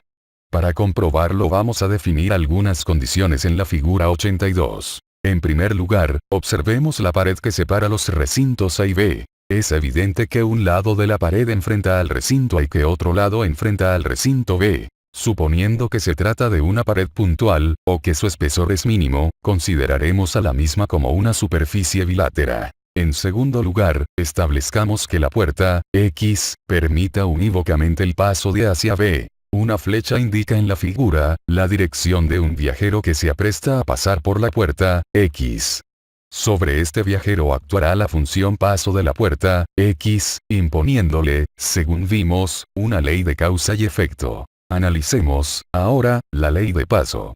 La función paso de la puerta, X, consiste, concretamente, en posibilitar al viajero el paso desde A hacia B. Puesto que el viajero en un primer momento está en A, y en el siguiente en B, es obvio que la ley debe constar necesariamente de dos fases. Tal condición, por otra parte, es inevitable por las determinaciones topológicas que introduce la configuración del problema. Dos recintos separados completamente por una pared bilateral con una puerta pasante en la misma. La primera fase, cuando el viajero está en A, recibe el nombre de entrada, es decir, entrada en la puerta. La segunda fase, cuando el viajero pasó al recinto B, se denomina salida, es decir, salida de la puerta. Resumiendo, el carácter funcional de toda puerta exige un paso compuesto de entrada y salida. Pero, de acuerdo a lo afirmado, ambas fases de la ley de paso están en relación de causa y efecto, es decir, que la primera fase es la causa de la segunda o que la segunda fase es el efecto de la primera.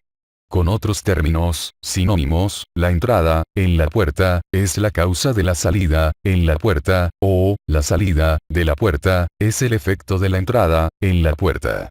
Esta ley se comprueba fácilmente. Nadie entra en una puerta unívoca sin salir, inversamente, nadie sale de una puerta unívoca sin haber entrado. ¿Qué conclusión debemos extraer de este análisis, que nos sea útil para comprender las funciones de las puertas X, Y?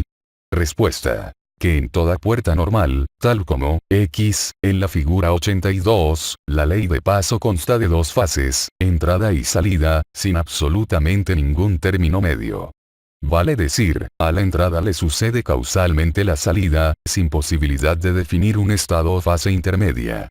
Más claramente, si el viajero de la figura 82, desde el recinto A, entra a la puerta X, e inmediatamente sale al recinto B, sin posibilidad de permanecer en un estado intermedio entre la entrada y la salida. La condición impuesta a la pared separadora, de ser bilátera, nos debe permitir intuir la imposibilidad de que el viajero pueda permanecer entre dos lados carentes de espesor. En realidad, la ley de paso es continua. Un solo paso continuo formado por dos fases. Cuando el viajero inicia el paso, desde A, entra en la puerta X, pero, antes de concluir el paso, sale al recinto B. Naturalmente, hay un momento, durante el paso, en el cual el viajero está entrando por A y saliendo por B. En ese caso el criterio justo es, la parte del viajero que está en A entra y la parte del viajero que está en B sale. Y como la puerta carece de espesor, ninguna parte del viajero queda fuera de las dos únicas fases de la ley de paso. Por último, vamos a convenir en que la función paso determina con fuerza de ley natural el paso a través de la puerta X. Al pasar por ella, siempre se está entrando o saliendo, siendo imposible permanecer en un estado intermedio. No hay, entre las dos paredes, un sitio donde el viajero pudiese estar sin entrar ni salir, pues no es posible alterar la secuencia entrada-salida de la ley de causa y efecto. Quien entra a la puerta debe necesariamente salir de la puerta. Hemos sacado la conclusión de que la función de paso determina un paso continuo a través de la puerta X. No es posible detener el paso en un sitio intermedio de las fases. O se está entrando o se está saliendo de la puerta. Empero, vamos a suponer que, con un procedimiento que no viene al caso, somos capaces de modificar el modo de ser normal de la puerta X y crear un sitio entre las fases de entrada y salida. En tal sitio el viajero podrá permanecer sin alterar la ley de paso, mas, en cuanto concierne al paso, deberá obedecer la secuencia causal entrada-salida. Vale decir, que luego de entrar a la puerta, podrá permanecer indefinidamente sin salir incluso, efectuar otros actos. Pero, en cuanto intente continuar el paso, inevitablemente deberá completar la segunda fase de la ley y salir. La figura 83 nos ilustrará sobre esta monstruosa alteración de la normalidad de la puerta X. Vemos que ahora, además de los recintos A y B, existe un tercer recinto C entre dos puertas X. Pero, en realidad, no se trata de dos puertas sino de las dos fases de la misma puerta X, de la figura 82, que aquí aparecen separadas para dar lugar al sitio C entre fases. De acuerdo a esto, la puerta X, de la figura 83 se caracteriza por dos funciones. la función paso y la función entrepaso. Una puerta tal se denomina puerta de paso expandida o, simplemente, puerta expandida. En la puerta expandida de la figura 83, la función paso posibilita el paso desde el recinto al recinto B según una ley de causa y efecto que rige la secuencia entrada-salida. Si un viajero aprovecha la función paso, debe necesariamente cumplir la secuencia entrada-salida. Pero si el viajero decide utilizar la función entrepaso, entonces, luego de entrar a la puerta, X, por A, figura 82, podrá detenerse en el sitio entrepaso C, figura 83, y permanecer allí sin salir al recinto B. Sin embargo, no bien decida retomar el paso, deberá completar inevitablemente la secuencia de la ley causal y salir hacia el recinto B. Es claro que, para representar analógicamente las funciones de una puerta expandida, se requieren las dos figuras descriptas, es decir, la 82 y la 83. Así, cuando el viajero se somete a la ley de paso, la puerta, X, responde a la figura 82. La pared separadora es entonces bilátera y la puerta carece de espesor. El viajero una vez que entra desde el recinto A debe necesariamente salir al recinto B. En cambio, cuando el viajero se rige por la función entrepaso, la puerta, X, adopta la forma de la figura 83. La pared separadora presenta entonces, un espesor expandido C que no altera a la función paso pero que permite la suspensión del paso, la situación entre fases, es decir, el entrepaso. El viajero, una vez que entra desde el recinto A, puede permanecer ilimitadamente en el sitio entrepaso C, mas, si decide retomar el paso, deberá completar inevitablemente la secuencia de la ley causal y salir hacia el recinto B. Y ahora, vamos a extraer la conclusión final de todo el análisis. Si el viajero ha penetrado en una puerta expandida guiándose por la función entrepaso, y se encuentra situado en el recinto C, en ningún caso podrá regresar al recinto A sin completar la segunda fase. Nadie puede alterar la secuencia de la ley del paso. Quien entra, en efecto, debe salir. No importa cuánto permanezca y cuánto haga el viajero en C. Si procede de A, no podrá regresar a A sin salir hacia B. El permanecer en C solo suspende la ley del paso pero no la anula. Si se retoma el paso, inevitablemente, habrá que salir hacia B. Advirtamos, por otra parte, que el regreso, en términos de movimiento, requiere de un giro del viajero, de un volverse sobre la dirección original y avanzar en sentido contrario. Si la dirección del viajero es de A hacia B, solo un giro de un ángulo ya no le colocará en situación de avanzar en sentido contrario, es decir, de B hacia A. Pues bien, la relación condicionante que existe entre la función paso y la función entrepaso puede representarse alegóricamente como la imposibilidad que el viajero situado en C tendría para girar hacia la fase de entrada y regresar por el camino inverso.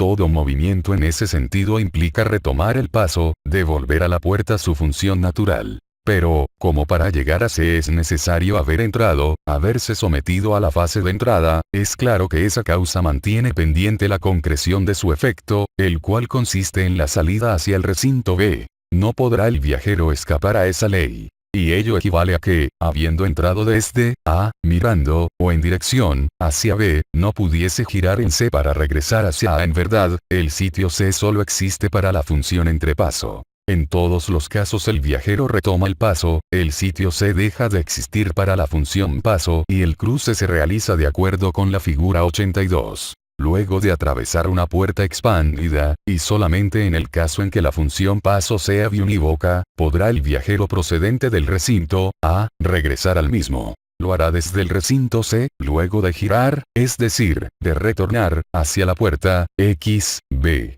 La puerta presentará, entonces, una ley de paso inversa. La entrada estará en el recinto B y la salida en el recinto A. No escapará a la perspicacia del lector que la puerta expandida que hemos definido es algo más que una mera hipótesis. En efecto, el concepto de puerta expandida comprende perfectamente a las puertas X, G, del registro cultural y justifica los pasos 13º, 14º y 15º de la facultad de anamnesia.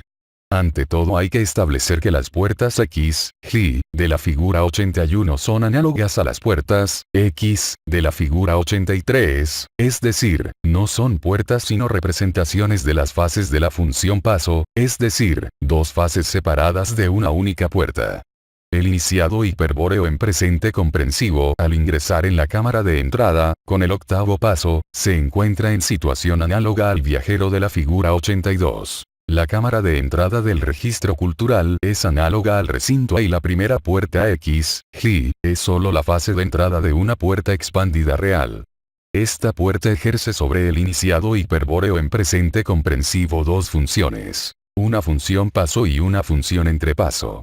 La función paso consta de dos fases, una de entrada y otra de salida. Si el iniciado hiperbóreo en presente comprensivo se dirige hacia la puerta X, G, con intención de pasar, el paso décimo lo puede conducir directamente a la cámara de retorno, a través de la fase de salida, es decir, a través de la segunda puerta X, G. Pero si el iniciado hiperbóreo en presente comprensivo cumple el 11º paso y se sitúa en el núcleo transituativo, o cámara de entrepaso, estará ubicado en un área análoga al recinto, C, de la figura 83. Rige entonces la función entrepaso de la puerta expandida que permite permanecer en un sitio intermedio, entre la entrada y la salida. En la cámara de entrepaso, el iniciado hiperbóreo en presente comprensivo puede ejecutar toda clase de actos, desde la contemplación de los objetos axiológicos transituables hasta su propia transituación en otro espacio de significación. Lo que, con seguridad no podrá hacer es regresar a la cámara de entrada a través de la puerta X, G. Para conseguirlo, en efecto, el iniciado hiperbóreo en presente comprensivo deberá girar, cambiar la dirección con la que entró a la cámara de entrepaso, y volverse hacia la puerta X, G, fase de entrada, algo que como sabemos es imposible de realizar en una puerta expandida. Todo intento en ese sentido equivale a retomar el paso, es decir, pone al iniciado hiperbóreo en presente comprensivo bajo la acción de la ley de paso y lo obliga a salir por la segunda puerta X, G, o fase de salida. La función paso se manifiesta como ley de causa y efecto, determinando la secuencia entrada-salida, vale decir, entrada a la puerta X, G, desde la cámara de entrada y salida de la puerta X, G, hacia la cámara de retorno. Mientras el iniciado hiperbóreo en presente comprensivo utiliza la función entrepaso, y permanece en la cámara de entrepaso, esta ley queda suspendida. Pero inmediatamente que el iniciado hiperbóreo en presente comprensivo retoma el paso, la ley de paso actúa como si no existiese la cámara de entrepaso y lo obliga a salir hacia la cámara de retorno, es decir, a cumplir la secuencia causal. Se entiende, ahora, que el 13º paso, abrir la segunda puerta X, G, el 14º, salir de la cámara de retorno, y el 15º, retornar al propio contexto habitual a través de la cámara de entrada, obedecen a determinaciones inevitables de la puerta expandida. Así, si el iniciado hiperbóreo en presente comprensivo se halla en la cámara de entrepaso, el 13º paso, abrir la segunda puerta X, G, implica retomar el paso, permitir que actúe la ley causal de la función paso. El 14º, salir a la cámara de retorno, significa cumplir la segunda fase de la función paso y acceder a un sitio análogo al recinto B de la figura 83. Y el 15º paso, retornar a la cámara de entrada, demuestra que la puerta expandida real es biunívoca y que en la cámara de retorno es posible, al fin, girar y enfrentarse a la puerta X, G, con dirección opuesta. Una ley de paso inversa dispondrá entonces que la segunda puerta X, G, actúe como fase de entrada, desde la cámara de retorno, y que la primera puerta X, G, se comporte como fase de salida, hacia la cámara de entrada. Ya sabemos que si el iniciado hiperbóreo en presente comprensivo está situado en la cámara de entrepaso, le resulta imposible girar hacia la fase de entrada de la puerta X, G. Cualquier movimiento en este sentido significa retomar el paso, ceder a la determinación de la ley de paso que obliga a efectuar la fase de salida. No obstante, podría ocurrir que un iniciado inexperto intentase realizar el giro prohibido que experimentaría en ese caso. Respuesta. Quizás se intuya el por qué no es posible girar si se piensa en la polidimensionalidad del espacio cónico del núcleo transituativo y se recuerda que todo movimiento del iniciado hiperbóreo en presente comprensivo equivale a un cambio de perspectiva y, por lo tanto, a una efectiva transituación. En el núcleo transituativo, cada movimiento puntual de iniciado hiperbóreo en presente comprensivo aproxima a este a una dimensión espacial diferente. Por eso, todo giro del iniciado hiperbóreo en presente comprensivo consiste en realidad en la efectiva transituación por una sucesión de espacios de significación que, de ninguna manera conducen de vuelta a la fase de entrada de la puerta X, Y, sino a otros espacios de significación aproximados. Y, con respecto al último paso de la facultad de anamnesia, el 16º que describe una salida alternativa desde la cámara de retorno hacia el mundo exterior, solo podemos asegurar, sin brindar otras explicaciones, que el iniciado hiperbóreo en presente comprensivo no encontrará allí, como cabría esperar de un razonamiento pueril, el contexto habitual del objeto cultural referente. Por el contrario, la salida por la tapa signo, ver figura 81, conduce a un mundo inverso, es decir, a un contexto axiológico de valores exactamente inversos a los del contexto habitual del iniciado hiperbóreo en presente comprensivo. La impresión recibida será, alegóricamente hablando, la de haber penetrado en un espejo axiológico. Explicar los motivos estratégicos que podrían impulsar a los iniciados hiperbóreos a explorar un mundo semejante queda fuera de los alcances de estos fundamentos de la sabiduría hiperbórea. Solo hemos de sugerir, para estimular la intuición de los viryas perdidos, un posible motivo. La regresión orgánica del microcosmos hasta un determinado límite y su fijación por detención del proceso evolutivo. En el mundo inverso, y este es un gran secreto, se halla la única y verdadera fuente de la juventud. F8, solución al enigma de Xano. El enigma de Xano o Jano, es la forma última de un antiquísimo misterio hiperbóreo. Fue revelado por los siddhas leales a la orden medieval Einerjar, fundada por John Dee, y transcrito por sus iniciados en idioma latín. En esa forma ha llegado hasta la Orden de Caballeros Tirodal de la República Argentina, en nuestros días, siendo traducida al idioma castellano en la versión que se ofrece a continuación. Todo el artículo F puede considerarse como una solución al enigma de Xano puesto que su misterio se refiere, como es evidente, a la facultad de anamnesia de los iniciados hiperbóreos. El enigma de Jano, o Xano. 1. Hay una puerta que está en las cosas y que a otra puerta pronto transporta. 2. Entre ambas puertas está el olvido pobre de aquel que se ha perdido. 3. Ambas puertas se llaman Ji, X primero observa antes de abrir. 4. Quien observa la primera Ji, X, no solo ve ya está allí. 5. Quien observa la segunda Ji, X, si lo desea puede salir. 6. Más si sale ya no será el mismo que fue al entrar. 7. Todo al revés, como un espejo es ese mundo donde eres viejo. 8. Pero si joven deseas ser por senda inversa puedes volver.